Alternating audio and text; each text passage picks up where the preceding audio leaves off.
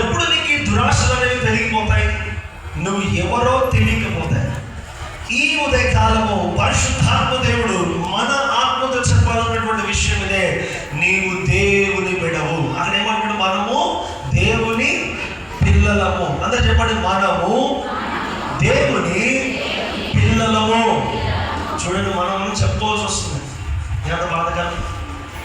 మనం ఎవరో మనమే చెప్పుకోవాల్సి వస్తుంది.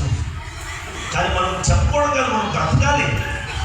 దేవుని బిడ్డలుగానే బ్రతకాలి. ఈరోజు ప్రియ స్నేహితులారా, కొన్ని విషయాలు నేను మీ ముందు వచ్చి నేను ముందుకు వెళ్ళిపోతాను. జాగ్రత్త గమనించండి. మనం ఎవరో తెలియకపోతే, మనము దేవుని పిల్లలము అని తెలియకపోతే మనకు జరిగేటువంటి కొన్ని నష్టాలు ఉన్నాయి. ఏంటి ఆ నష్టం అంటే, సపోజ్ ఇప్పుడు నేను ఉన్నాను కదా, ఇందాక ఎక్కడో తప్పిపోయి, ఎక్కడో వాళ్ళు తలకు దెబ్బ తగిలి ఒక 10 ఏళ్ళకి వాళ్ళ అమ్మ నాయన ఎదురుగున్నా కూడా, అరే నేను మీ అమ్మని మీ నాయనని అంటే కూడా నాకు మీరు ఎవరో తెలియదు అన్నాను అనుకోండి, ఎక్కడుంటుందో తల్లిదండ్రుల పరిస్థితి, ఎంత బాధ. ఈరోజు నువ్వు ఎవరో, నువ్వు దేవుని బిడవి, నువ్వు యేసు ప్రభు పోలికలో జీవించాల్సిన బిడవి అనేటువంటి విషయాన్ని నువ్వు గుర్తించకపోవడం వల్ల, ఆ గ్రహింపు నీకు లేకపోవడం వల్ల నువ్వు చేస్తున్నటువంటి ఒక పెద్ద పని ఏంటంటే, తప్పిదం ఏంటంటే, నీకు నాకు మనందరికీ మన పరలోకపు తండ్రితో ఉండాల్సినటువంటి ప్రేమ, అన్యోన్య సహవాసము అది కనుమరుగైపోతుంది.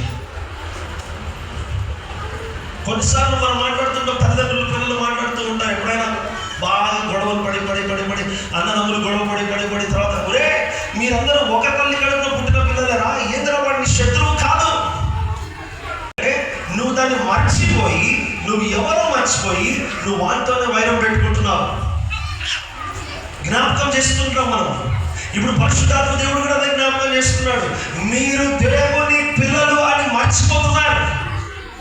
మనము దేవుని పిల్లలమని మర్చిపోయి దేవునికే వ్యతిరేకంగా జీవించడం మొదలు పెడుతున్నాము.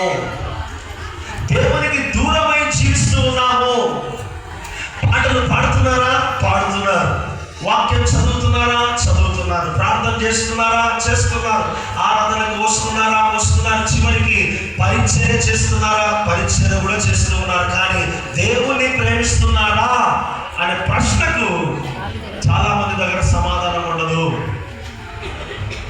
మనం ఎన్నోసార్లు దేవుడు మన నుంచి ఏదో చేసేయాలి, మనల్ని ఏదో ఆయన రాజ్యం కట్టాలి, ఆయన కోసం మనం ఏదో పని చేయాలి, అనుకుంటా. కానీ ఒక్క చిన్న మాట నేను చదివిపిస్తాను, ఆ తర్వాత మీరు మన ముందుకు వెళ్దాం. మార్కు సువార్త 3వ అధ్యాయము 14వ వచనాన్ని చూడండి.